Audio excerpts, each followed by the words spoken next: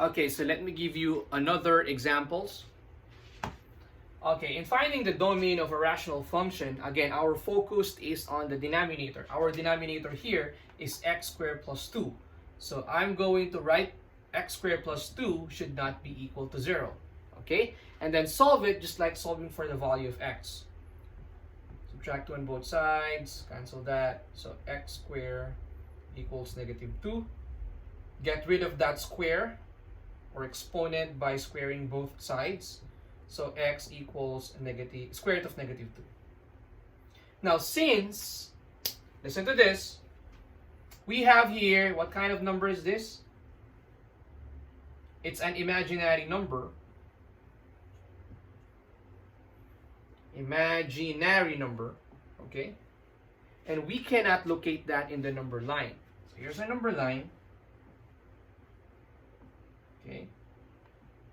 So I will just write here the numbers. You cannot locate square root of negative 2 here. What does it mean?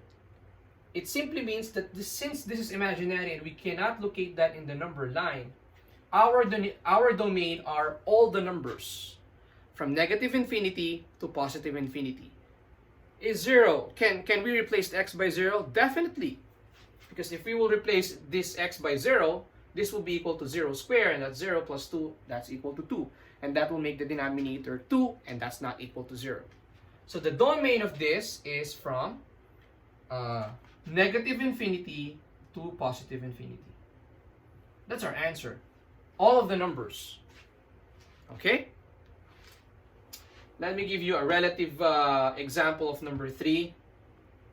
Again, our focus is on the denominator. We have here x squared minus 16, and we will write it should not be equal to 0. Okay? So we will add 16 and solve this just like solving linear equation or equations in general. Cancel that. X squared equals 16. Okay? And what is the square root of 16? Square root of 16 is, you're right, positive and negative 4. Okay, take note of that. The square root of any number is positive and negative. Okay, now how are we going to locate that in the Cartesian plane? Or sorry, in the number line. Here's our 0, here's our positive 4, and here's our negative 4. Okay, so take note that both negative 4 and positive 4 are not allowed. They are not allowed. The numbers between them are allowed. 0 is allowed. We can replace x by 0. Okay. 1, we can replace x by 1, by 2, by 3, but not 4. Negative 3 also, we can replace that by negative 3. And also the numbers on the right side of 4 and the left side of negative 4. Okay. So all of the numbers on the left side of negative 4, the right side of positive 4, and the numbers in between. So how are we going to express that into a notation? We will start with the numbers in between. So to express the numbers in between into a notation, it means from negative 4 to positive 4. Okay?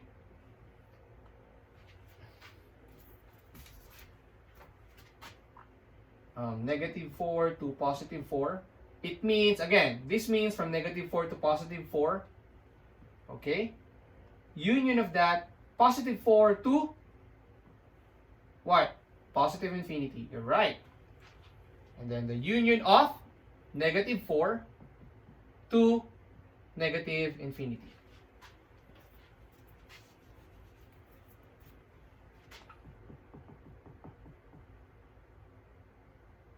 Negative infinity. So this is the answer. This is the domain. Okay, I will repeat this.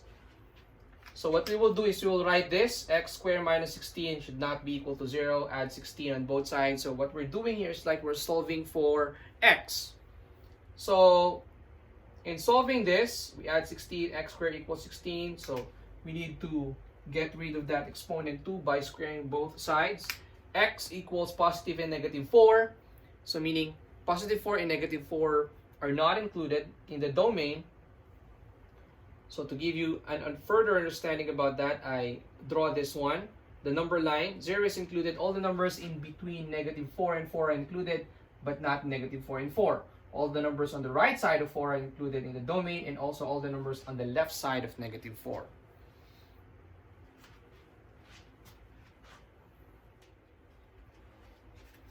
Okay, so let me give you one more example.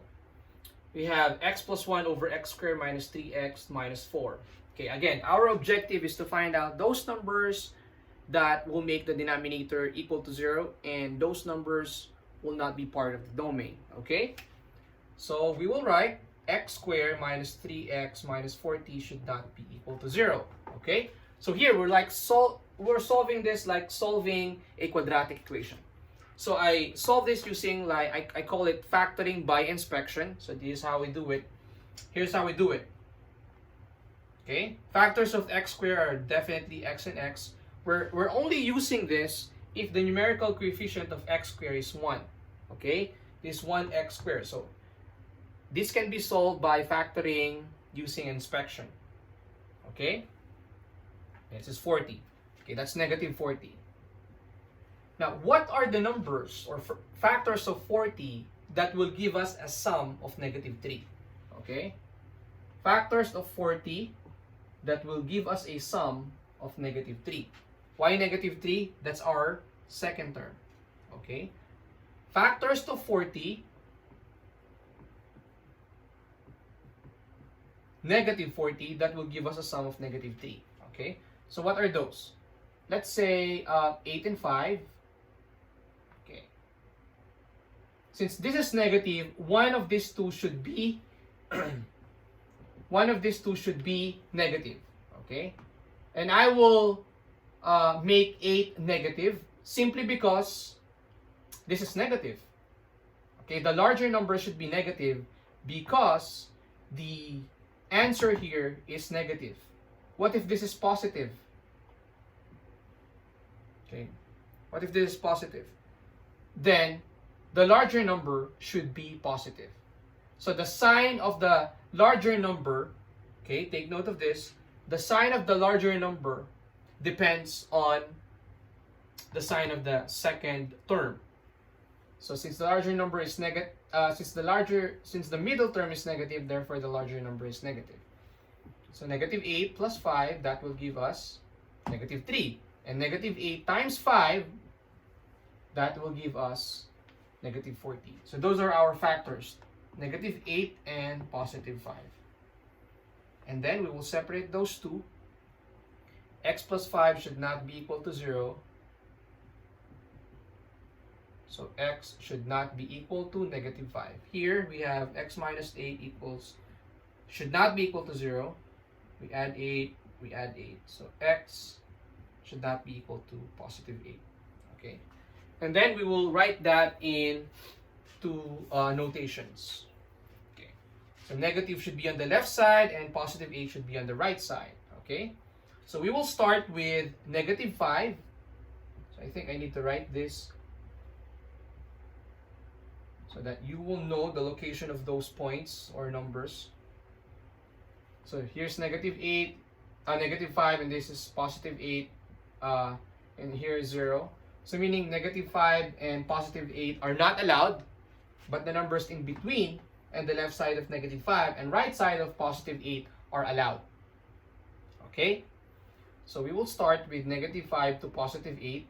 They are not included. That's the meaning of those parentheses. Union of 8 until positive infinity. Union of -5 until negative infinity.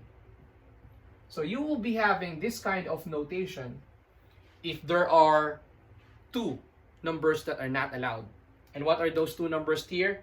-5 and +8. Now earlier in my fourth example, you also see there are two numbers, and those numbers are -4 and +4. So every time you have two numbers, you will be having this kind of notation. Okay?